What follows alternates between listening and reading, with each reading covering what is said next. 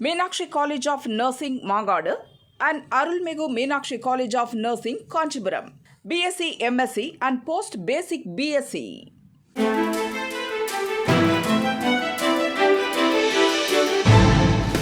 தட்டை, சீடை, முறுக்கு, ரிப்பன் போகடா, அதிரசம் என்ன வேணாலும் செய்யுங்க. ஒரே ஒரு 5 லிட்டர் இதய மந்த்ரா கடல் எண்ணெய் பேக் ஒரு மாசம் முழுசுக்கும் அத்தனை சமையல முடிச்சு விடலாம். இதய மந்த்ரா. காதல் திருமண விவகாரத்தில் சிறுவன் கடத்தலுக்கு உடந்தையாக இருந்த கூடுதல் டிஜிபி ஜெயராம் நேற்று கைது செய்யப்பட்டார். போலீஸ் விசாரணைக்கு ஒத்துழைக்குமாறு புரட்சி பாரதம் கட்சி எம்எல்ஏ ஜெகன்மூர்த்திக்கு ஹைகோர்ட் கடும் எச்சரிக்கை விடுத்தது. ஏடிஜிபி ஜெயராம் பின்னணி குறித்து போலீஸ் அதிகாரிகள் கூறியதாவது: கர்நாடகாவைச் சேர்ந்தவர் ஜெயராம், வயது 59. ஐபிஎஸ் அதிகாரியான இவர் தமிழக போலீசில் 1997 பணியில் சேர்ந்தார்.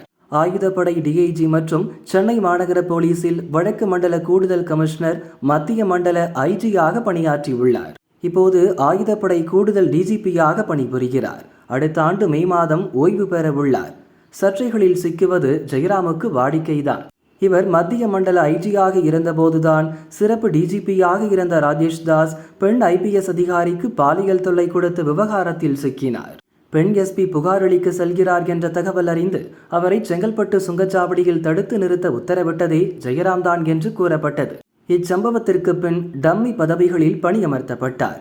வடக்கு மண்டல ஐஜியாக உள்ள அஸ்ராக்கார் சென்னை மாநகர போலீசில் வடக்கு மண்டல கூடுதல் கமிஷனராக பணிபுரிந்த போது சென்னை ராமாபுரத்தில் பாலியல் தொழில் நடப்பதாக ஸ்பா ஒன்றுக்கு சீல் வைத்து நடவடிக்கை எடுத்தார். அந்த ஸ்பா ஊழியர்களுடன் ஜெயராம் கேக் வெட்டி கொண்டாடியது வெளிச்சத்திற்கு வந்தது.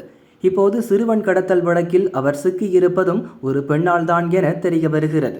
மதுரையைச் சேர்ந்த மகேஸ்வரி போலீஸ் சான்றிதழ்கள் சமர்ப்பித்து கான்ஸ்டபிளாக பணியில் சேர்ந்து டிஸ்மிஸ் செய்யப்பட்டவர். இந்த மகேஸ்வரியுடன் ஜெயராம் தொடர்பில் இருந்துள்ளார்.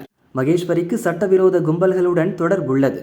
மகேஸ்வரி தான் காதல் திருமண ஜோடியை பிரிக்கும் வேலையை பொறுப்பேற்று செய்துள்ளார். இதற்காக ஜெயராமுக்கு 25 லட்சம் ரூபாய் தருவதாக பேசி முடிக்கப்பட்டதாகவும் தெரிய வருகிறது. அது பற்றி விசாரணை நடக்கிறது. மகேஸ்வரியின் ஆலோசனையின்படியே அரசு வழங்கிய இனோவா காரை காதல் திருமணம் செய்த வாலிபர் தனுஷின் சகோதரரை கடத்த ஜெயராம் கொடுத்துள்ளார். அந்த காரை போலீஸ்காரர் ஓட்டியுள்ளார்.